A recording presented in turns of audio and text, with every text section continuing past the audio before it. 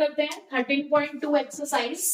जो 13.2 एक्सरसाइज है वो आपके एक कॉन्सेप्ट पे बेस्ड है जो कि है इंडिपेंडेंट इवेंट्स। ठीक है, जो हमने 13.1 एक्सरसाइज करी है वो थी बेस्ड कंडीशनल प्रोबेबिलिटी, जिसमें आपने मेन एक फॉर्मूला इस्तेमाल किया जहां पर आप इवेंट ई की प्रोबेबिलिटी निकाल रहे थे, जहां पर आपको एफ की प्रोबेबिलिटी गिवन थी, यानी कि कंडीशन गिवन थी एफ और ई की आप प्रोबेबिलिटी उसके बेसिस पे फाइंड आउट कर रहे थे। तो आपका फोकस सिर्फ एक इस फॉर्मूले पर था। ठीक है, अब जब हम इस वाली एक्सरसाइज में करेंगे तो हमें इंडिपेंडेंट इवेंट्स निकालने हैं।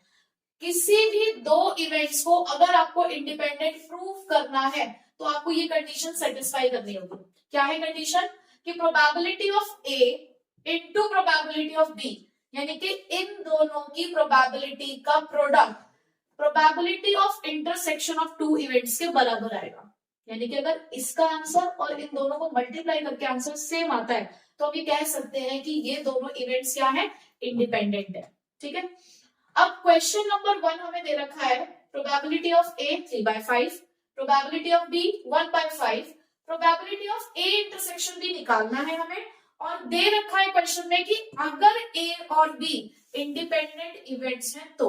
अब हमें पता है कि ये इंडिपेंडेंट इवेंट्स अगर है तो ये इस कंडीशन को सेटिस्फाई करते होंगे, और अगर ये इस कंडीशन को सेटिस्फाई करते हैं तो दैट मीन्स कि प्रोबेबिलिटी ऑफ ए कितना है? 3/5 और प्रोबेबिलिटी ऑफ बी कितना है? 1/5।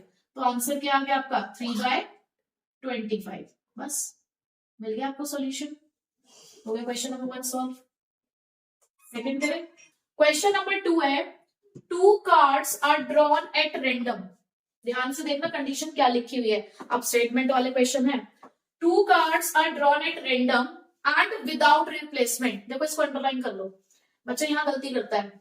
रिप्लेसमेंट और विदाउट रिप्लेसमेंट इसका बहुत फर्क पड़ता है क्वेश्चन के आंसर पे। ठीक है, तो उन्होंने बोला है कि हम 2 कार्ड्स निकाल रहे हैं और अब रिप्लेसमेंट नहीं करते, यानी कि निकालने के बाद उसको वापस नहीं रख रहे हैं हम। From a pack of 52 playing cards, भाई हमारे पास 52 प्लेइंग कार्ड्स हैं, उसके अंदर से find the probability that both the cards are black. हमें निकालनी है कि प्रोबेबिलिटी कि दोनों कार्ड्स क्या होंगे? ब्लैक होंगे। ई प्रोबेबिलिटी मैंने मानी ड्रॉन कार्ड इज ब्लैक। तो आप मुझे बताओ 52 कार्ड्स में से total number of black cards कितने होते हैं? 26 होते हैं। ठीक है, तो यानी कि अगर टोटल नंबर ऑफ कार्ड्स 52 हैं और उसमें से ब्लैक कार्ड्स कितने होते हैं? 26, तो एक कार्ड निकलने की प्रोबेबिलिटी क्या है? एक ब्लैक कार्ड निकलने की प्रोबेबिलिटी 26/52। बात समझ आ गई? उसके बाद F second drawn card is black. 52 cards है हमारे पास, आपको पता है, उसमें से ब्लैक कार्ड होते हैं 26। तो हमने रैंडमली कार्ड निकाला, हमें देखा ब्लैक कार्ड निकला। अब ब्लैक कार्ड निकला, इसका मतलब उसकी प्रोबेबिलिटी क्या है? 26/52। क्योंकि ऐसा 26 बार हो सकता है ना कि ब्लैक कार्ड ही निकले। ठीक है, अच्छा रिप्लेसमेंट नहीं है। अब हमने फिर से एक कार्ड निकाला और हमें पता चला कि वो भी ब्लैक है। अब हमारे पास नंबर ऑफ कार्ड्स कितने हैं? एक कार्ड निकल चुका है और रिप्लेसमेंट हुई नहीं है। टोटल नंबर ऑफ कार्ड्स कितने हैं हमारे पास? अब 51। और ऐसे ही 26 में से एक ब्लैक कार्ड भी निकल चुका है, तो अब कितनी प्रोबेबिलिटी बची हुई है? 25। बात समझ आई? हमने 52 कार्ड्स थे हमारे पास, उसमें से हमने 2 कार्ड्स निकाले। ठीक है, दोनों कार्ड्स ब्लैक थे। आप रिप्लेसमेंट नहीं कर रहे हो, तो जब आपने पहला कार्ड निकाला तो 26 में से ही एक निकला होगा। 26 में से जब एक निकल गया तो बचे कितने? 25। और टोटल 52 में से भी तो एक निकल चुका है ना, तो बचे कितने? 51। तो प्रोबेबिलिटी, आपकी टोटल प्रोबेबिलिटी अगर मैं देखूं तो क्या आई? ब्लैक कार्ड निकालने की प्रोबेबिलिटी 26/52 इंटू 25/51। ठीक है, आप इसे सॉल्व करोगे, ये 1/2 हो गया, तो आपका आंसर आ जाएगा। आंसर क्या आएगा? 25/102। थर्ड क्वेश्चन देखते हैं। थर्ड क्वेश्चन है a box of oranges is inspected by examining 3 randomly selected oranges drawn without replacement। अब हम क्या करने वाले हैं? यहाँ पर एक हमारे पास ऑरेंजेस का बॉक्स है, ऑरेंजेस का हमारे पास बॉक्स है, उसमें से हमें 3 ऑरेंज निकालने हैं। ठीक है, विदाउट रिप्लेसमेंट। एक बार निकालने के बाद हम वापस भी नहीं रखने वाले हैं। If all the 3 oranges are good, यानी कि कुछ ऐसा है कि कुछ ऑरेंजेस अच्छे हैं और कुछ अच्छे नहीं है, यानी कि खराब हो चुके होंगे, तो हमने जो 3 ऑरेंजेस निकाले ना, तीनों के तीनों गुड है। The box is approved for sale, otherwise it is rejected. अब हमने कहा कि अगर उस बॉक्स में से हमने 3 ऑरेंज निकाले, अगर तीनों गुड निकले तो हम अप्रूव कर देंगे सेल को, यानी कि हम बेच देंगे, अदरवाइज सेल हमारी क्या हो जाएगी, रिजेक्ट हो जाएगी। Find the probability that a box containing 15 oranges, total number of orange कितने हैं हमारे पास, टोटल नंबर ऑफ ऑरेंजेस है हमारे पास 15, जिसमें लिखा है out of which 12 are good, और total number of good oranges कितने हैं 12, and 3 are the bad ones, तो total number of bad oranges कितने हो गए 3। तो find the probability that a box containing 15 oranges out of which 12 are good and 3 are bad ones will be approved for sale। तो basically हमें probability किस चीज की निकालनी है कि हमारी सेल अप्रूव हो गई है। मैं एक इवेंट मान रही हूं ए, दैट सेल इज अप्रूव्ड, कि सेल अप्रूव होती है, ठीक है। अब सिंपल सॉल्यूशन देखो जरा, प्रोबेबिलिटी ऑफ ए कि सेल अप्रूव हो जाए। मैंने पहला ऑरेंज निकाला और वो गुड निकला, कितने गुड ऑरेंजेस है हमारे पास 12, तो इसका मतलब इस 12 में से ही निकला होगा, और टोटल नंबर ऑफ ऑरेंज मेरे पास कितने हैं 15। फिर मैंने दूसरा ऑरेंज निकाला और वो गुड निकला, टोटल मेरे पास 12 गुड ऑरेंज थे, 12 में से एक निकल चुका है, तो अब कितने बचे होंगे 11, और 15 में से ऑरेंज कितने बचे होंगे अब 40। मैंने तीसरा ऑरेंज निकाला, वो भी गुड निकला, तो अब कितने ऑरेंज बचे हमारे पास यहाँ 10, और मैंने 15 में से 2 ऑरेंज निकाल दिए, तो कितने बचे यहाँ पे 13। सिंपल, इनको मल्टीप्लाई करो, जो आया वो आपका आंसर है ना? तो ये सॉल्व करके आएगा आपका 44/91। क्वेश्चन नंबर 4 है, a fair coin and an unbiased die are tossed. देखो फेयर कॉइन का मतलब क्या होता है कि एक तरफ हेड है और एक तरफ टेल है, ये फेयर है। तो अनफेयर क्या होता है, अनफेयर का मतलब है दोनों तरफ हेड या दोनों तरफ टेल। ऐसे ही अनबायस्ड डाई है हमारे पास, अनबायस्ड डाई का मतलब वही 1 2 3 4 5 6 ऐसे ही नंबर है, ऐसा नहीं है कि कोई नंबर रिपीट है। तो एक कॉइन और एक डाई थ्रो किया गया है, तो आपको पहले एक सैंपल स्पेस बनाना होगा। अब सैंपल स्पेस कैसे बनेगा भाई, H1 H2 H3 H4 H5 H6, या तो ये हो सकते हैं आउटकम्स, या फिर T1 T2 T3 T4 T5 और T6, या फिर ये हो सकता है, ठीक है। अब कंडीशन पढ़ते हैं कि क्या हुआ है। Let A be the event head appears on the coin, उन्होंने ए इवेंट हमें खुद बताया, head appears on the coin, कि हमारे कॉइन के ऊपर हेड आता है। अब ऐसे ये सारे इवेंट हो गए, टोटल नंबर ऑफ इवेंट्स कितने आपके पास यहाँ पे 12, तो एक इवेंट की प्रोबेबिलिटी क्या हुई 6/12, यानी कि 1/2। यहाँ तक कोई दिक्कत। बी इवेंट देखते हैं क्या बोला गया हमें, B be the event 3 on the die, 3 on the die, यानी कि आपके डाई के ऊपर 3 आना चाहिए। ऐसा कितनी बार हुआ है कि 3 आया है आपके डाई पे, ऐसे सिर्फ 2 बार ही हुआ है, तो 2/12 यानी कि 1/6।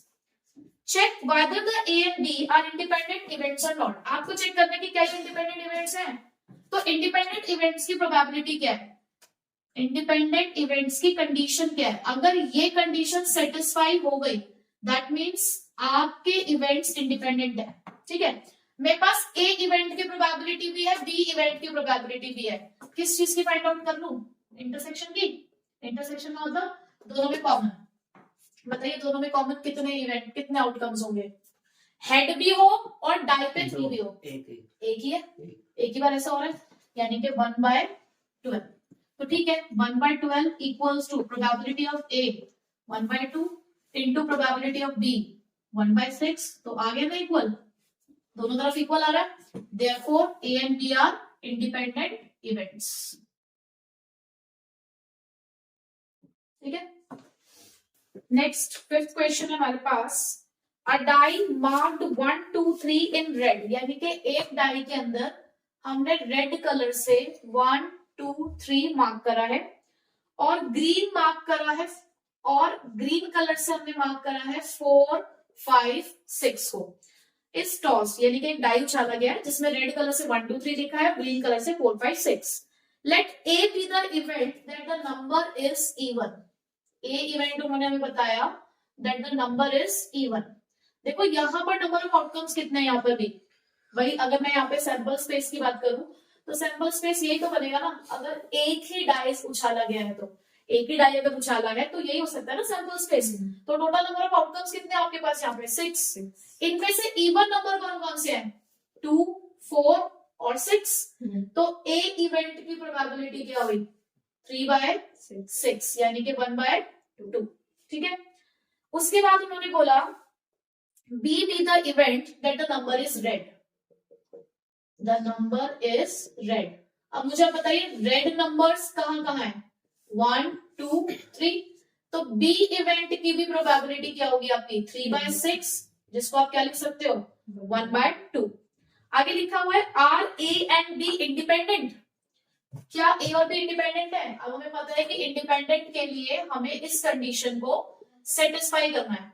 ए इवेंट की प्रोबेबिलिटी भी है बी की, इंटरसेक्शन दोनों में कॉमन क्या दिख रहा है आपको, इवन नंबर भी हो रेड भी हो 2।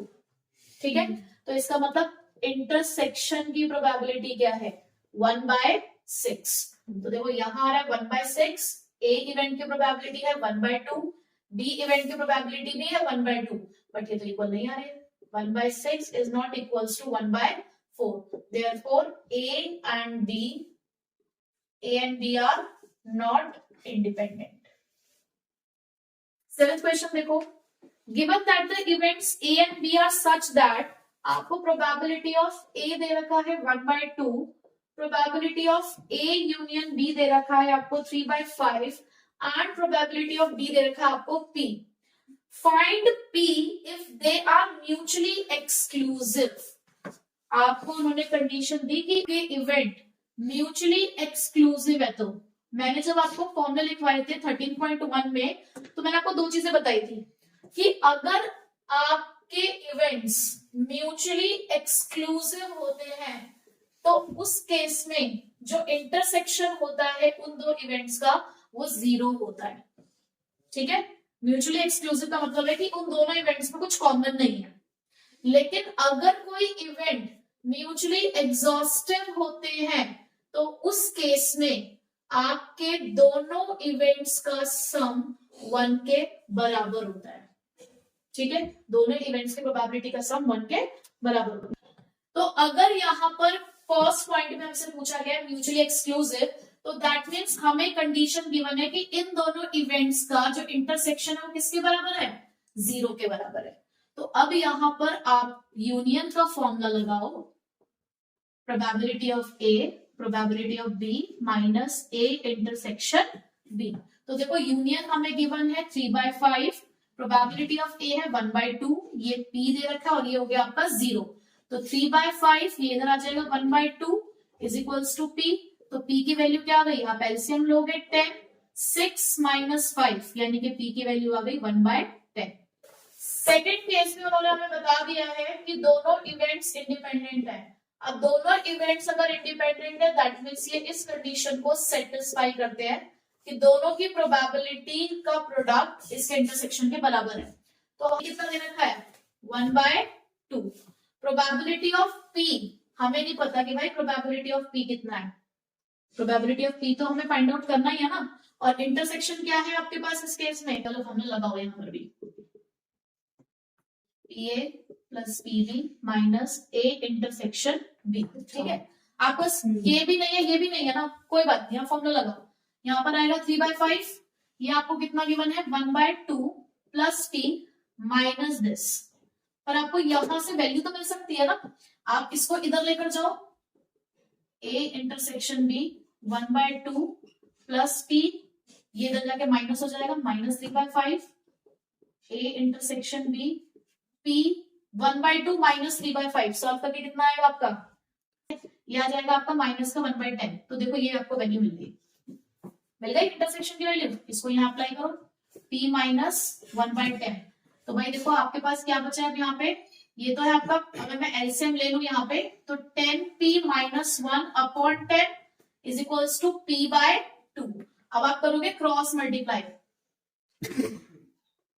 करो जरा क्रॉस मल्टीप्लाई, मेरे पास थोड़ी जगह कम है। अगर हम यहाँ पे क्रॉस मल्टीप्लाई करेंगे तो क्या हो जाएगा, 10p is equals to 20p minus 2। ठीक है, अब p वाले अगर आप एक साइड करो तो 10p minus 20p is equals to -2।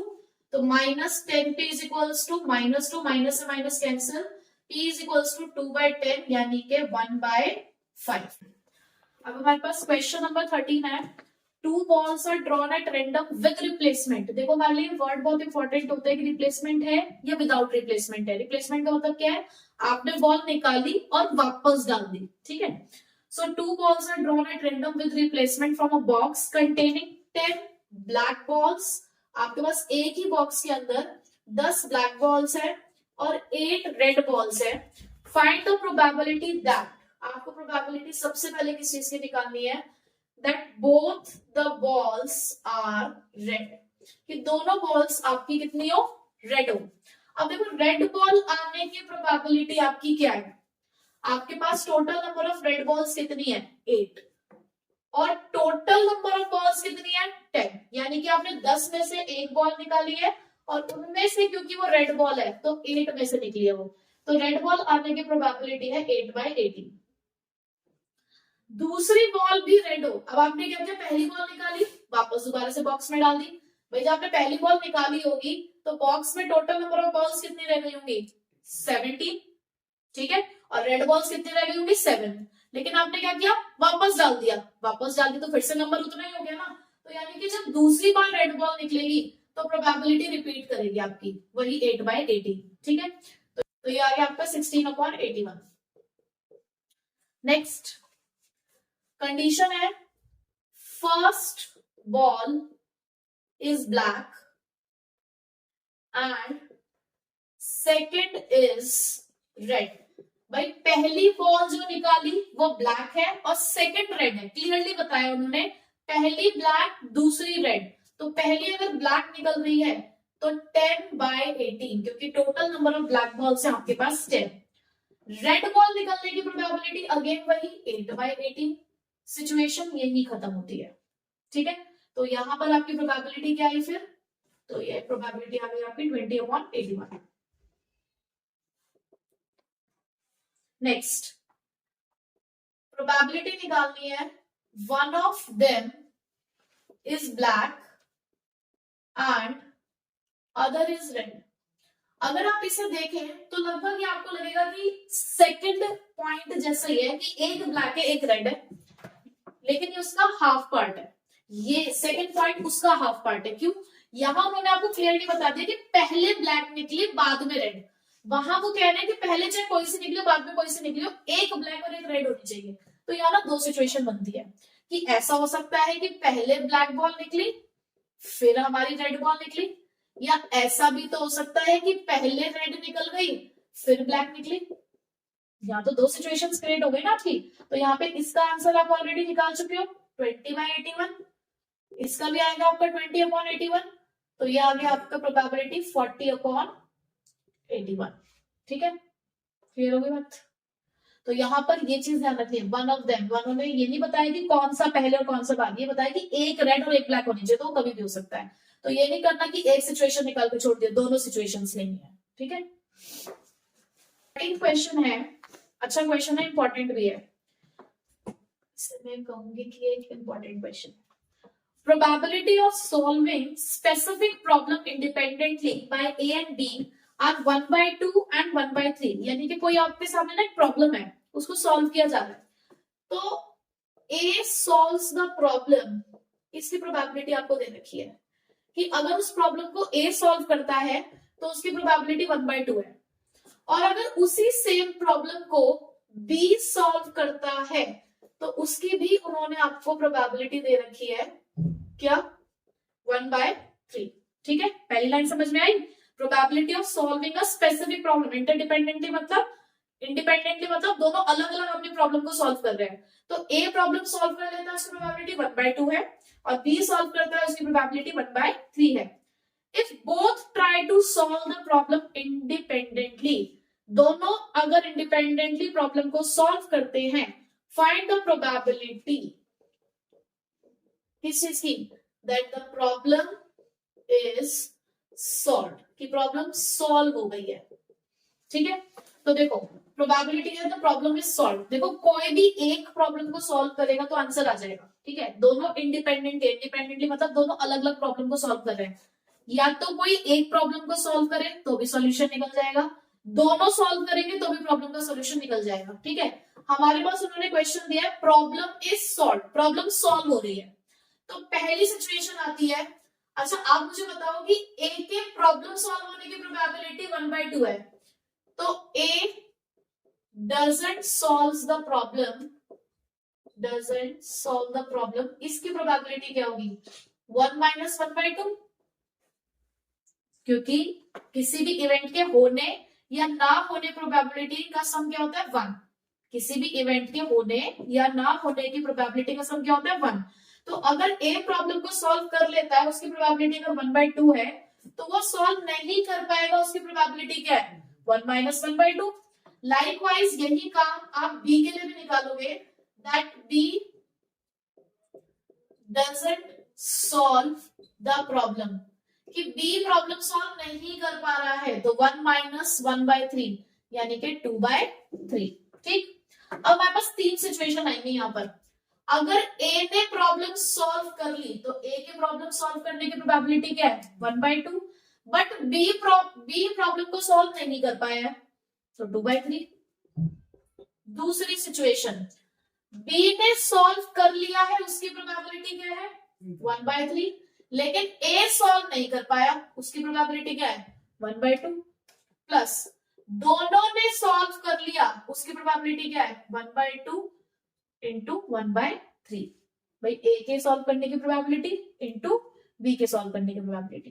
क्या पढ़ा हमने यहाँ पे किसने सॉल्व कर ली थी ए ने, यहाँ किसने करी है सिर्फ बी ने, और यहाँ किसने करी है ए प्लस बी दोनों ने। कुछ भी सिचुएशन हो सकती है ना, प्रॉब्लम सॉल्व होनी चाहिए। ठीक है, तो इसका आंसर आया आपका 2/6, ये आया आपका 1/6, और ये आया आपका 1/6। आप एलसीएम लोगे तो कितना होगा ये 6, यानी कि 4/6। तो 4/6 का मतलब क्या है, सीधे सीधे 2/3। ठीक है, अगला सिचुएशन उन्होंने क्या दिया हमें, exactly one of them solves the problem. Exactly बोला है कि सिर्फ दोनों में से कोई एक ही प्रॉब्लम को सॉल्व कर रहा है। तो ये जो हमने पूरा सॉल्व किया ऊपर, सिर्फ अगर मैं बोथ वाली प्रोबेबिलिटी हटा दूं तो वही सिचुएशन है, क्योंकि कोई एक ही प्रॉब्लम को सॉल्व कर रहा है। तो अगर ए ने सॉल्व कर दिया तो बी सॉल्व नहीं कर पाया, अगर बी ने सॉल्व कर दिया तो ए सॉल्व नहीं कर पाया। तो इसकी प्रोबेबिलिटी क्या है 2/6, और इसकी आई 1/6, तो ये हो गया आपका 3/6 यानी कि 1/2। ठीक है, अब हमारा जो क्वेश्चन नंबर 15 है वो थोड़ा कार्ड्स के ऊपर है। तो पहले हम जरा थोड़ा सा कार्ड्स को समझ लेते हैं कि कार्ड्स की सिचुएशंस क्या क्या होती हैं। एक तो हमें ये पता है कि हमारे पास टोटल नंबर ऑफ कार्ड्स कितने होते हैं 52, जिसमें हमारे पास 26 ब्लैक कार्ड्स होते हैं और 26 रेड कार्ड्स होते हैं। ठीक है, और ब्लैक में भी आपके पास दो सिचुएशन है कि आपके पास 13 यहाँ पर स्पेड होते हैं और 13 आपके पास क्लब होते हैं। रेड में भी आपके पास 13 होते हैं आपके पास डायमंड और 13 होते हैं आपके पास हार्ट। ठीक है, अब इनमें भी आपको एक सिचुएशन पढ़नी होगी कि 4 आपके पास होते हैं किंग, 4 होती है आपके पास क्वीन और 4 होते हैं आपके पास एस, और हमारे पास जो जैक होते हैं वो भी कितने होते हैं हमारे पास 4। ठीक है, तो ये सिचुएशन हमें ध्यान में रखनी है। अब पढ़ते हैं हमारा क्वेश्चन क्या कहता है। क्वेश्चन है, one card is drawn at random from a well shuffled deck of 52 cards। कितने कार्ड्स निकाले, सिर्फ एक कार्ड निकला है। In which of the following cases the events E and F are independent। हमें कुछ नहीं करना, हमें सिर्फ इंडिपेंडेंट की सिचुएशन चेक करनी है जहां उन्होंने कहा ई और एफ इंडिपेंडेंट है या नहीं, आपको ये चेक करना है। तो दैट मीन्स अगर ये कंडीशन सेटिस्फाई हो गई तो हमारे इवेंट्स क्या होंगे, इंडिपेंडेंट। ठीक है, तो फर्स्ट केस अगर हम देखें तो उसमें ई इवेंट है, the card drawn is spade. अब आप मुझे बताओ कि स्पेड कितने हमारे पास टोटल, यहाँ पे लिखा हुआ मैंने 30, और टोटल नंबर ऑफ कार्ड्स कितने हमारे पास 52, और एक ही कार्ड निकला है तो 13/52। एफ अगर हम चेक करें, card drawn is S, the card drawn is an S. इक्का, एस हमारा इक्का होता है, इक्के कितने होते हैं हमारे पास, देखो यहाँ पर 4, यानी कि 4/52। अब दोनों का इंटरसेक्शन क्या होता है, यानी कि कार्ड एस भी हो और स्पेड भी हो। भाई एस ना चारों होते हैं, चारों में एक एक स्पेड होता है, चारों में एक एक क्वीन है, चारों में एक एक किंग है, चारों में एक एक जैक है। तो दैट मीन्स ऐसा सिर्फ एक ही बार होगा कि कार्ड स्पेड भी होगा और एस भी होगा। ठीक है, तो ये हो जाएगा आपका 1/52, ये सिचुएशन है। अब आप चेक कर लो भाई दोनों सिचुएशन इक्वल आ रही है या नहीं आ रही है। यहां तो लिखा आपने 1/52, इसकी प्रोबेबिलिटी है 13/52 इंटू 4/52। तो देखो जरा, इसे आप काटोगे 1/4, देखो आ रहा है same, 1/52 is equals to 1/52, therefore the events are independent। ठीक है, तो इसका सेकंड और थर्ड पार्ट आप खुद ट्राई करेंगे। एक चीज बता के चलती हूँ, जैसे कि जो थर्ड वाला केस है उसमें लिखा है किंग और क्वीन, तो और का मतलब होता है प्लस, दोनों को लेना है। अगर और लिखा है तो यूनियन है, यूनियन मतलब दोनों को लेना है, दोनों को प्लस करना है। एंड लिखा होता है तो इंटरसेक्शन है, यानी कि सिर्फ common. In a hostel, 60% of the students read Hindi newspaper and 40% read English newspaper। देखो हम यहाँ पर बेसिकली दो चीज है हमारे पास कि कुछ बच्चे हैं, कुछ हिंदी न्यूज़पेपर पढ़ रहे हैं, कुछ इंग्लिश पढ़ रहे हैं, कुछ दोनों पढ़ रहे हैं। ठीक है, तो हमें प्रोबेबिलिटीज निकालनी है जैसे जैसे भी वो पूछेंगे। तो सबसे पहली बात उन्होंने हमें ये बताई कि 60% बच्चा जो है वो हिंदी न्यूज़पेपर पढ़ता है, ठीक, और 40% बच्चा इंग्लिश न्यूज़पेपर पढ़ रहा है, and 20% read both Hindi and English newspaper. यानी कि ये हिंदी न्यूज़पेपर पढ़ने की प्रोबेबिलिटी है, ये इंग्लिश न्यूज़पेपर पढ़ने की प्रोबेबिलिटी है। और ऐसे बच्चे जो दोनों न्यूज़पेपर पढ़ते हैं, यानी कि हिंदी और इंग्लिश न्यूज़पेपर पढ़ने वालों का जो इंटरसेक्शन है वो 20% है। ठीक है, लिखा है ना बोथ, बोथ का मतलब क्या, दोनों पढ़ते हैं, तो दोनों का मतलब क्या होगा, इंटरसेक्शन दे रखा है आपको। A student is selected at random। अब हमने एक स्टूडेंट निकाला eight random and find the probability that she reads neither Hindi nor English newspaper. भाई ना तो वो इंग्लिश का न्यूज़पेपर पढ़ती है, ना ही वो हिंदी का न्यूज़पेपर पढ़ती है, दोनों में से नीदर और नॉर दिया है आपको। ठीक है, तो दैट मीन्स हमें निकालनी है ये सिचुएशन। अब आपको मैंने इसके फॉर्मूले लिखवा रखे हैं, अगर आपको निकालना है कि इंग्लिश भी नहीं पढ़ते हिंदी भी नहीं पढ़ते, तो आप एक काम करो ना, पढ़ने की प्रोबेबिलिटी निकाल लो कि दोनों पढ़ते हैं, दोनों न्यूज़पेपर पढ़ने वाले बच्चों की प्रोबेबिलिटी, यानी कि यूनियन निकाल लेते हैं। अब यूनियन का फॉर्मूला क्या होता है, probability of E, probability of H minus probability of E intersection H. और इन सभी के आपको आंसर्स दे रखे हैं, इन सभी की वैल्यूज आपके पास है, सब कुछ दे रखा है। तो देखो इंग्लिश पढ़ने वालों की प्रोबेबिलिटी कितनी है, 60/100, सॉरी 40/100, 40/100। हिंदी पढ़ने वालों की 60/100 माइनस इंटरसेक्शन कितना है 20/100, तो 100 माइनस 20 कितना हुआ 80/100। तो क्या मैं इसको 0.8 लिख दूं या 80% लिख दो, सिंपल। अब आपको निकालना है कि वो ना तो इंग्लिश पढ़ते हैं ना हिंदी पढ़ते हैं, तो भाई होने और ना होने की प्रोबेबिलिटी का सम क्या होता है 1। तो अगर मैं 1 में से इंग्लिश हिंदी दोनों पढ़ने वालों की प्रोबेबिलिटी को माइनस कर दूं, तो क्या मुझे ये नहीं मिलेगा कि कितने ऐसे लोग हैं जो दोनों में से कोई सा भी नहीं पढ़ते, 0.2, या इसको मैं क्या लिख दूं 20%, तो यह 1/5। ठीक है, अब बी पार्ट देखते हैं क्या है। बी है if she reads Hindi newspaper find the probability that she reads English newspaper. अब आपको ये क्या अटपटा सा है, देखो क्या लिखा हुआ है, if she reads Hindi newspaper, ये गिवन कंडीशन है।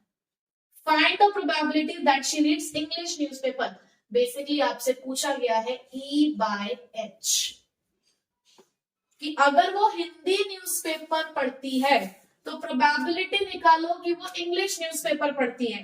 ठीक है, गिवन कंडीशन है ये आपकी।